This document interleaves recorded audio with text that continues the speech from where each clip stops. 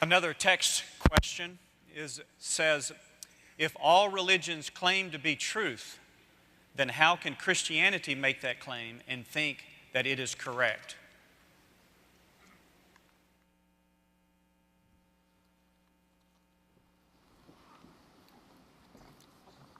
Appreciate that question, and it's a question that has the assumption that is very correct. Oftentimes the Christian takes the hit that he or she who is a follower of Jesus Christ is the only one who lays claim to exclusivity. That is not true. Gautama Buddha was born a Hindu, and he renounced two of the fundamental doctrines of Hinduism, the authority of the Vedas and the caste system. He could not accept those two, went on his own journey in search of enlightenment, and came, of course, with the Four Noble Truths and the Eightfold Path and the ultimate extinguishing of desire in his nirvanic pursuit. So he turned his belief away from the religion of his birth in order to find a different answer. Islam is also exclusivistic in its claim, in all of its precepts and its 5 pillars and so on. What about these contradistinctions? The first thing we need to know is there are distinctions, there are fundamental differences. At best, there are superficial similarities. I often hear the question posed wrongly. They'll say, aren't all religions fundamentally the same and superficially different? No, they are fundamentally different, and at best they are superficially similar. What are the fundamental claims, for example? In Buddhism, the goal is to extinguish hunger, extinguish desire. I remember talking to the first woman monk who was from Thailand to be ordained into the Buddhist priesthood. But Thai Buddhists do not ordain women, so she went to Sri Lanka to be ordained, and she has a PhD in philosophy from McMaster University in Hamilton, Ontario, and Waterloo, I guess, Ontario, McMaster University there. Got her PhD in philosophy, and she gave me the first interview. We chatted for well over an hour, one-on-one, and I sort of angled into some questions because I didn't want to be too discourteous. And one of the things I said to her is, I hear you're married. And she said, yes. I said, you have children? She said, yes.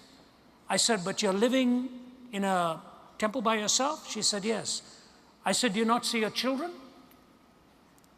She started crying. She said, I have a car.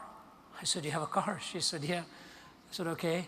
So she drove herself because she can't allow a man to drive her, she said, so she has to drive herself. And she says, every evening at the end of the day, I try and meet up with one of my children. She said, this is the hardest part of my life. I said, so you are on the journey to extinguishing the desire to be with your children. Is that right? Is that a fair assessment? She kept quiet. And then I said this. I said, the Dalai Lama has as his primary pursuit now the freedom of Tibet. She said, that's right. I said, why does he desire that? She looked at me and she said, we try not to get into these philosophical questions. Let's just say that he chooses to. You take a look at other world religions and see where these 4 questions are dealt with: origin, meaning, morality, and destiny. These 4 questions have to be answered in 2 ways. Follow me, please. Every particular answer has to correspond to truth, either through empirical form of measurement or through the logical reasoning process.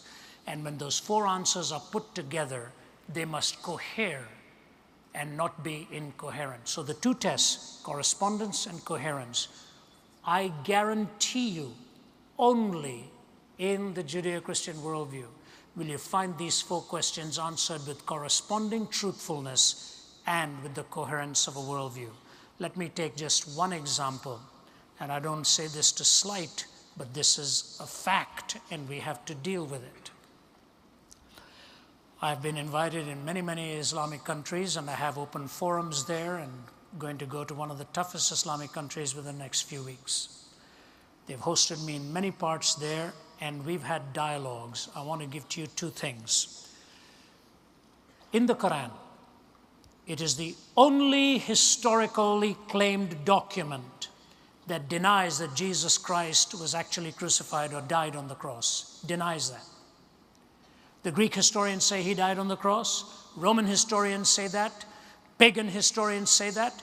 Jewish historians say that. And Christian historians say that.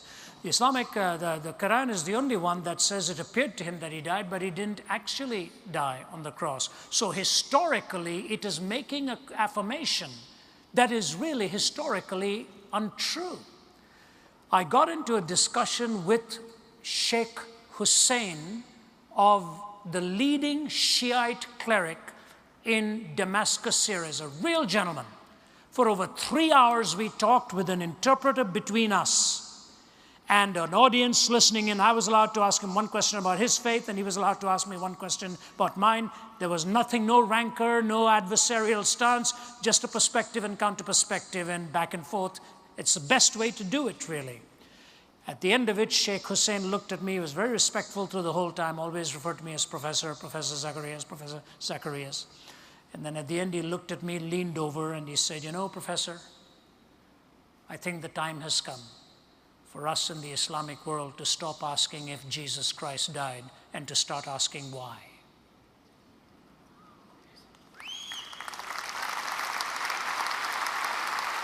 I said to him, "May I quote you on that, sir?"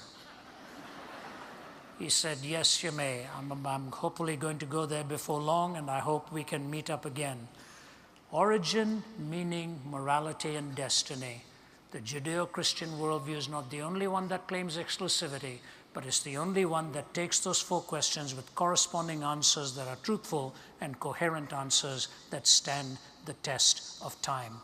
And the ultimate answer of the resurrection from the dead that gives you hope and meaning. I see we have one more question left, and that's the sign here. I'll be happy to take that. I just want to add something to that very, very quickly, because the question comes also in this fashion. Have you studied all the religions in the world in order for you to know that your religion is right? Could it not be possible that you have missed something? Now, that sounds like a very daunting question, but it's really not that difficult to deal with, because all the worldviews in existence, all the worldviews that exist can actually be grouped at the very basic level. You could spend an eternity maybe studying just one of these religions. But all the worldviews in existence can be grouped under only 3 categories, all the worldviews. The first category is the view that only the universe exists. The other category is only God exists. Of course, you find naturalism and atheism on the left side, only the universe exists. But when some Eastern religions will tell you only God exists, and that's cashed out in different ways. I'm just using the word God, just to make it easy for us to grasp these concepts. Then in the middle, you have the view that both God and the universe exist. Both God and the universe exist, and under that you have Judaism, Christianity, and Islam.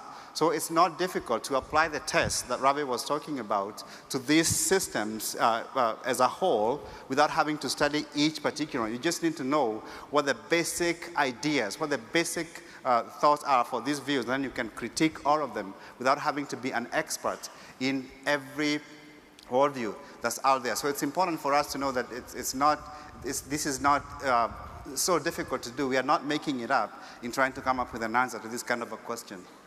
This gentleman, very humble guy, and we didn't want to give another university too much of advertising here lest we be thrown out, but he is just finishing up his PhD work at the University of Georgia, and I'm going to carry the work out there.